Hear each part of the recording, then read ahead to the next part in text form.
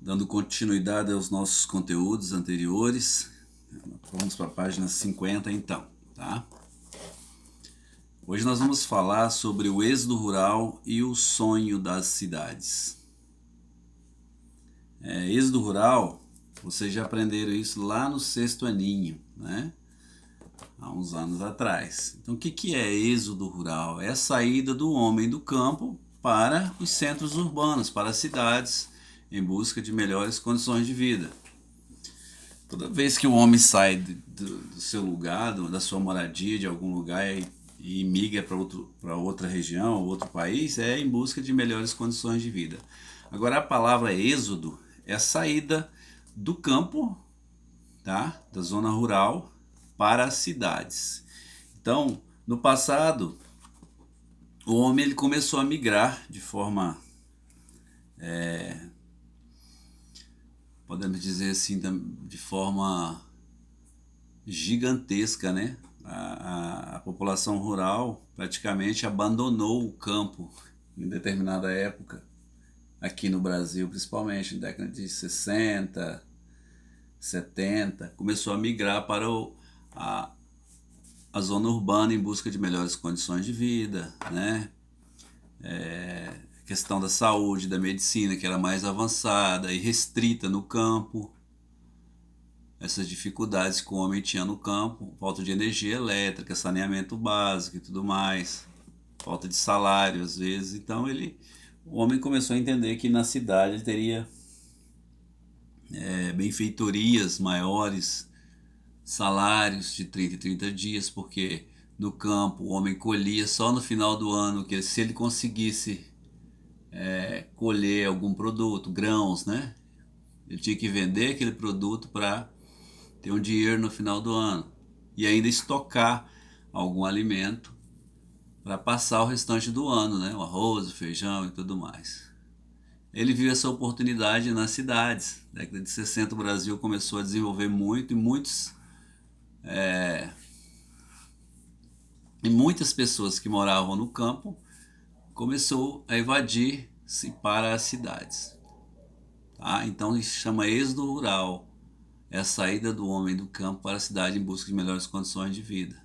Lembrando, né? A incidência da energia elétrica, do emprego, né? Educação, medicina, mas tudo isso fez com que o homem fosse morar na cidade. As dificuldades como tinha no campo, ele achou que ia resolver indo para a cidade. E a gente sabe que não é bem assim. Tá? E muitos foram para a cidade e acabaram se dando mal. Talvez achavam assim, vamos para a cidade, vamos morar no centro, lá vai ter educação para os filhos, emprego para todo mundo. E acabaram chegando e morando nas periferias, né? Porque o dinheiro que tinham dava para comprar uma casa boa no centro da cidade. E com isso aumentaram também os problemas, né? Agravaram-se. Muitas famílias acabou indo morar nas periferias, em favelas e tudo mais. E com isso também aumentou nos grandes centros a questão da pobreza e muitos problemas sociais também. E aí a gente vai estudar, nós vamos estar explanando melhor o conteúdo. A modernização da agropecuária brasileira estimulou o que denominamos êxodo rural, a migração de um grande contingente de pessoas do campo para a cidade. Né? Nós já falamos. A introdução de máquinas no campo diminuiu significativamente a quantidade de mão de obra necessária nas propriedades rurais. Muitas pessoas desempregadas, por esse motivo, passaram a buscar na cidade melhores oportunidades de vida, além da mecanização do campo, a oferta do emprego nas atividades industriais e a expansão da mecanização no campo e nos centros urbanos atraiu grande número de pessoas vindas das áreas rurais. Então, a oferta de emprego, né, de melhores condições de vida na cidade fez com que o homem abandonasse o campo. Tá? Por isso que hoje a gente vai para o campo, a gente não vê tantos sitiantes, mas a gente encontra uma fazenda, grandes extensões de fazenda, que no passado eram pequenos sítios, né? E alguns foram comprando, emendando vários sítios e transformaram em grandes fazendas. Em 1963 foi criado o Estatuto do Trabalhador Rural, que regularizou as relações de trabalho no campo ao determinar que os trabalhadores rurais deveriam usufruir dos mesmos benefícios trabalhistas que os trabalhadores urbanos, com salário mínimo, 13º salário e férias com remuneração. Então no campo não tinha nada ainda, né?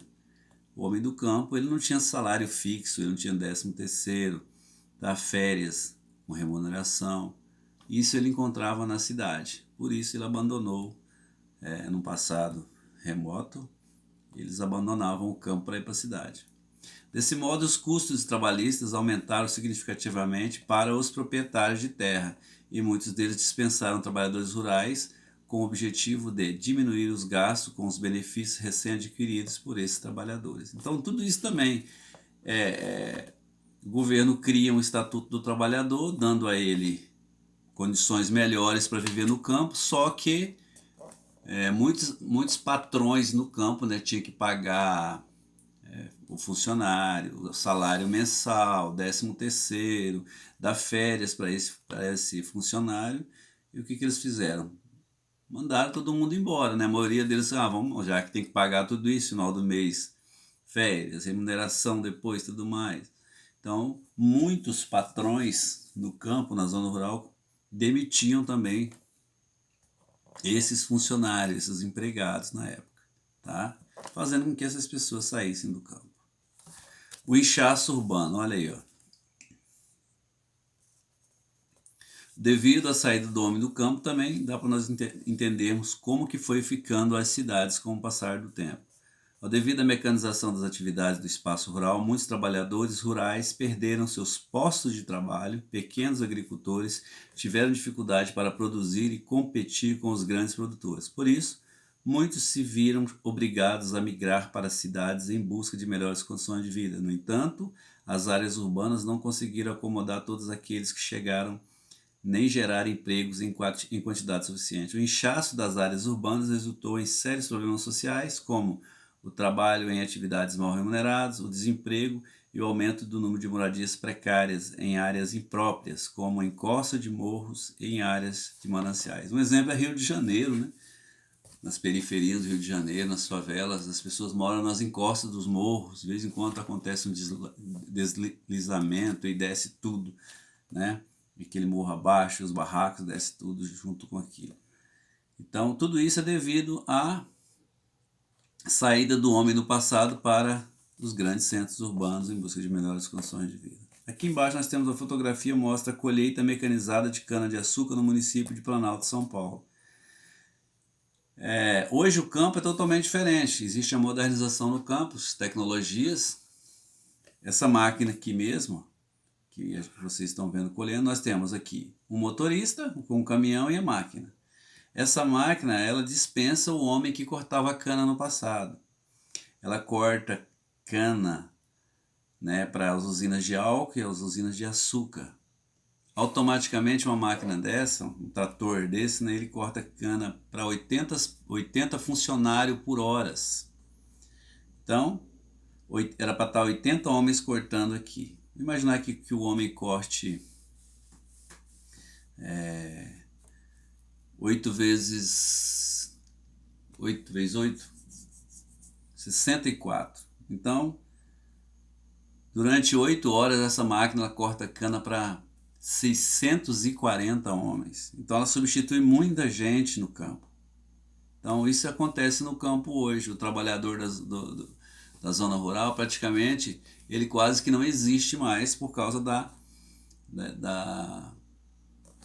dessas condições que o campo tem hoje, né? As tecnologias de ponta. Então uma máquina, ela substitui muitos homens. Um trator substitui muitos homens. Uma plantadeira, uma colheitadeira, tudo isso no passado eram os homens que faziam, o homem que plantava, era o homem que colhia com as suas próprias mãos. Hoje a máquina substitui. Próxima página aqui, 51.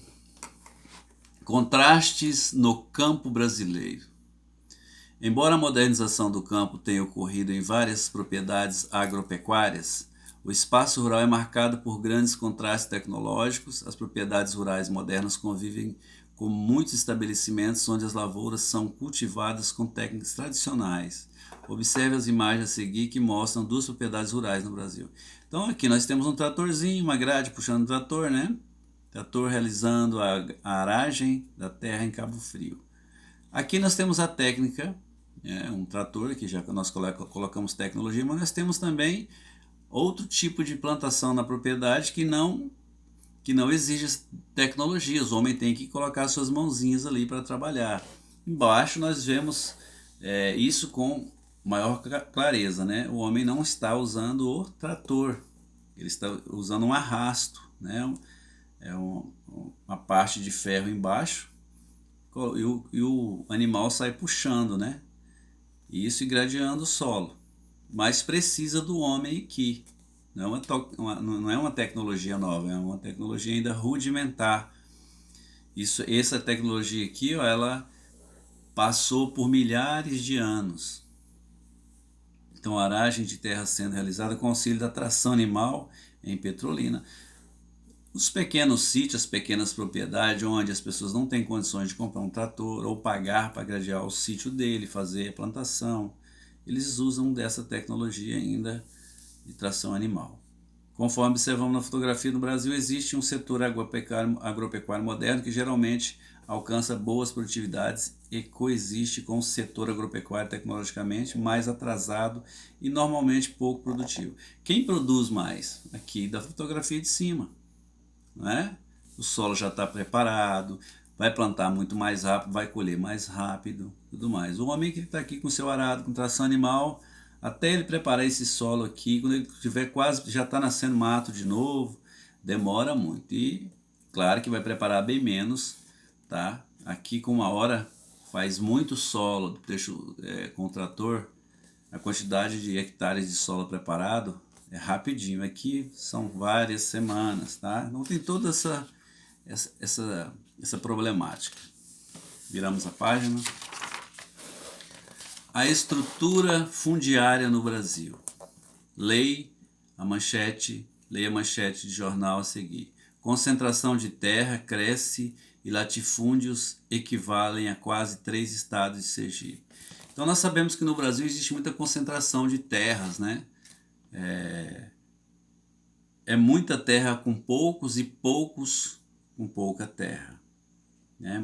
Tem pessoas que têm grandes fazendas, uma pessoa só tem a quantidade de terras que dá para morar 300, 400 famílias, né? Se for dividir essas terras aí, até mais no Brasil, até 1.000, 2.000 famílias.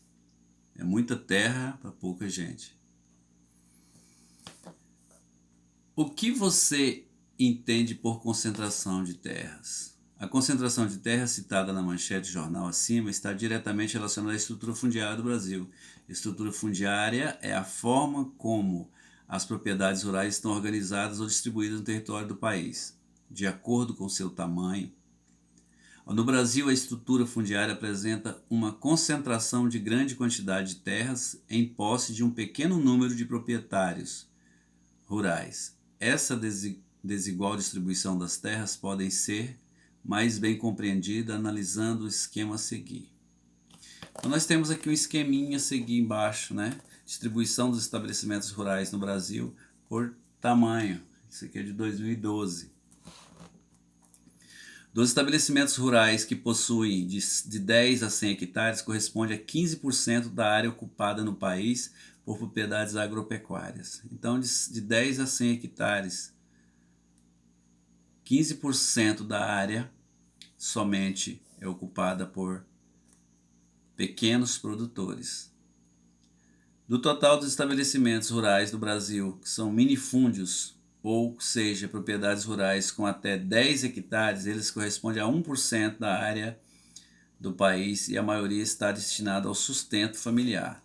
Então, as pessoas que têm no máximo 10 hectares, né, 4 alqueires, 5 alqueires de terra, está na mão somente de 1% da área, corresponde a 1% da área total das terras do país. Dos estabelecimentos rurais que possuem de 100 a 1.000 hectares, corresponde a 32% da área ocupada de estabelecimentos rurais no Brasil. Tá? Então, de 100 a 1.000 hectares, 32% dessas terras hoje ocupadas pertencem a esses estabelecimentos rurais. Os estabelecimentos rurais são latifúndios, propriedades com mais de 1.000 hectares. Eles ocupam 41% da área agrícola do país. Tá? Então aqui nós temos exemplo disso, né? Nós temos fazendas gigantescas para cá, né? Vocês conhecem muito mais que eu, e que são grandes latifundiários. Pequenas terras são minifúndios, né? E grandes terras são latifúndios, só para vocês terem essa clareza em relação à terra. Grandes latifundiários são donos de grandes porções de terras. E o pequeno produtor, ele é um minifúndio, ou seja, ele tem uma pequena porção de terra. Ele é dono de um minifúndio. Um dono de um grande latifúndio é o dono de uma grande porção de terra, uma grande fazenda, né? E o dono de um minifúndio é o dono de uma pequena porção de terra, um sítio, uma chácara. Tá? Vamos para a próxima página. Além do problema da concentração fundiária, o Brasil também enfrenta dificuldades em relação ao subaproveitamento das áreas. Embora o país apresente cerca de 238 milhões de hectares ocupados para o desenvolvimento da agropecuária, 69% dessas terras destinam-se apenas à pecuária, sobretudo à pecuária extensiva. Então a pecuária é a criação de gado, certo? Pecuária extensiva é quando você cria lá o gado solto na pastagem, tá? Não é confinamento. Então nós temos muita terra e elas não são totalmente aproveitadas para a agricultura.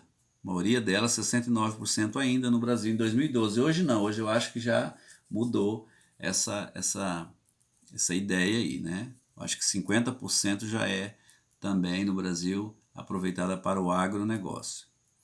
Apesar de o Brasil possuir intensa produção agropecuária, o índice médio de produtividade no campo ainda é considerado muito baixo quando comparado à produtividade de outros países do mundo. Veja ao lado. Produção de milho por hectare de terra em toneladas. Brasil, 4 toneladas por hectare. Estados Unidos, 11 toneladas por hectare. Apesar de que nós temos mais espaço para plantação de grãos do que os Estados Unidos hoje, né? Diante disso, podemos dizer que, mesmo possuindo extensas áreas próprias para o cultivo de diversos gêneros agrícolas, o Brasil não consegue aproveitar toda a capacidade produtiva que o território possui, em razão da falta de incentivos por parte do governo do setor agropecuário, da intensa concentração fundiária e da especulação imobiliária. Muitos agricultores estudiosos das questões do campo brasileiro reivindicam uma reforma agrária no país. O que é uma reforma agrária? É causar algumas mudanças. Às vezes o Brasil tem muitas propriedades que elas não estão produzindo nada. O que seria essa reforma agrária? Pegar essas grandes porções de terra ou fazendas que são improdutivas e distribuir, né, para pessoas que querem realmente produzir. Pegar essas fazendas, dividir aí em 20, 30 alqueires e dar para pessoas que queiram morar na zona rural e trabalhar no campo e viver do campo, certo? Documentado e tudo certinho. Encaminhamentos para uma reforma agrária têm sido feitos pelo governo com a desapropriação de áreas agrícolas improdutivas e a criação de assentamentos onde agricultores passam a ter propriedade da terra e viver a explorá-la com atividades agropecuárias, certo? Então aqui nós temos embaixo um assentamento rural na região da Chapada Diamantina, no município de Nova Redenção, na Bahia. Aqui dá para vocês verem como que é. Aí eles fazem uma agrovila, tá? As pessoas, um pouco das pessoas moram aqui na agrovila, tem sua casinha, mas tem as suas terras para o fundo. A maioria dos assentamentos é assim. Eles formam uma agrovila ali, onde as pessoas também têm ali o comérciozinho, tudo mais, escola, e cada um mora na sua terra. Ok? É mais ou menos igual vocês têm a São Bento ali, né? Todo mundo tem as suas terras, mas tem uma vila no meio ali, onde as pessoas vão lá no boteco comprar alguma coisa, tem uma igreja, tem uma escola, tá bom? Então é dessa forma que é feita a distribuição de terra para as pessoas, né? Que se chama reforma agrária. Alguns governos dar prioridade a isso. Vamos virar a página. Investigando na prática o conhecimento do espaço rural. Vamos investigar como as pessoas vivem, quais são as atividades econômicas praticadas na área rural e na área urbana, no município onde vocês moram. Então, o que você vai precisar? Cópias do questionário, prancheta de mão, lápis e borracha. Vai pegar uma folhinha, tá? E verificar quais são as atividades econômicas da região que você mora, tá? Na área rural. Aqui, como nós já moramos praticamente numa área rural, né? Um distrito aqui, cercado por fazendas, fica fácil isso. Então, organizados em grupos e juntamente com o professor, visitem uma propriedade rural em um dos bairros do município onde você mora. Nós estamos num tempo de pandemia, né? A gente não vai fazer isso, mas se a gente estivesse na escola, com aulas presenciais, seria bacana a gente fazer, tá? Essa pesquisa. Vai até o campo lá e pergunta, chama o gerente da fazenda, né? E começa a fazer algumas perguntas para os funcionários direitinho, tá? Quais são as atividades econômicas daquela fazenda, se é a plantação de milho, plantação de soja, e aí vai perguntar como que é a safra, quantas sacas que produzem por hectare, né? Qual é o ganho, qual é o benefício que a soja e o milho traz tanto para a fazenda, mas também para a comunidade, para o município, se tem impostos voltados para isso. E na cidade também é a mesma coisa, ok? E aqui do outro lado, na outra página 55, durante a visita no espaço rural. Então seria uma atividade que vocês iriam fazer, tanto um questionário para o espaço rural, aí ó, nome da propriedade, tamanho da propriedade, essas perguntinhas que está aqui que vocês iriam fazer. E também no espaço urbano a mesma coisa, é um questionário. Tá certo? Então, se estivéssemos nas aulas presenciais, iríamos fazer essas atividades aqui. Mas quem sabe, né? Logo, logo nós podemos voltar e a gente vai trabalhar e fazer belíssimos trabalhos aí, voltado para a questão da geografia e o entendimento relacionado à zona rural e à zona urbana também. Tá bom? Nós vamos ficar por aqui nessa aula de hoje e próxima aula nós vamos para industrialização e urbanização do Brasil. Nós já vamos entrar em um outro aspecto, tá? Vamos sair dessa questão agrária e vamos entrar para a questão da industrialização e urbanização. Industrialização, né? As multinacionais que temos aqui, e urbanização, a densidade demográfica, o crescimento das cidades em detrimento à questão da industrialização também, tá? Dos empregos e tudo mais. Ok? Então fique com Deus, até a próxima aula.